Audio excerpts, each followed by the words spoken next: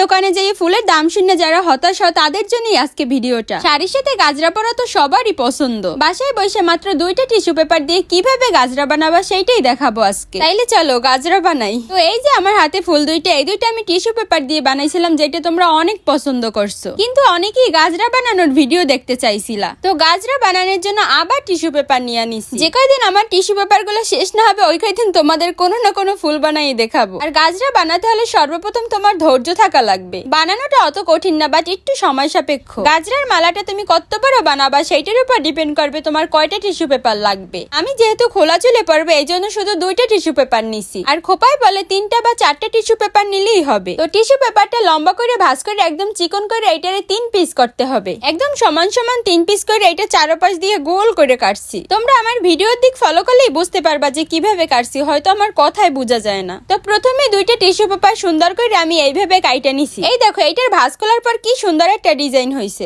এইটা দেখলেই বোঝা যায় টিস্যুটা কিভাবে কাটতে হবে। দুই সাইডের ডিজাইন একদম সমান সমান। আবারও একটা কথা বলি, যাদের ধৈর্য আছে তারাই গাজরা বানাতে পারবা বাসায়। আর যদি তোমারে হেল্প করার জন্য 2-1 জন থাকে তাইলে অনেক সুবিধা হবে বানাতে। আমি নিজেই ধৈর্যহারা হয়ে গেছি এইটা বানাতে, কারণ আমার এইসব কাজে হেল্প করার জন্য কেউ নাই। টিস্যু পেপার গুলো পার্টি ছুটানোর পর কতগুলো হয়ে গেছে। আমি 2টা গাজরা বানাইছি, যেটার আর এক পার্ট তোমরা পরের ভিডিওতে দেখতে পারবা। গাজরা তো আমার অনেক পছন্দ, আর সব মেয়েদেরই মনে হয় অনেক পছন্দের। এটা শুধু খোপায় না, খোলা চুলে হাতে যেইখানে পরো ভালোই লাগে। গাজরার কিন্তু দাম আছে, একটা গাজরা কিন্তু 150 টাকার মতো। আর একজনে ফুল বানানোর ভিতর আমারে আচার খাওয়াইয়া দিচ্ছে।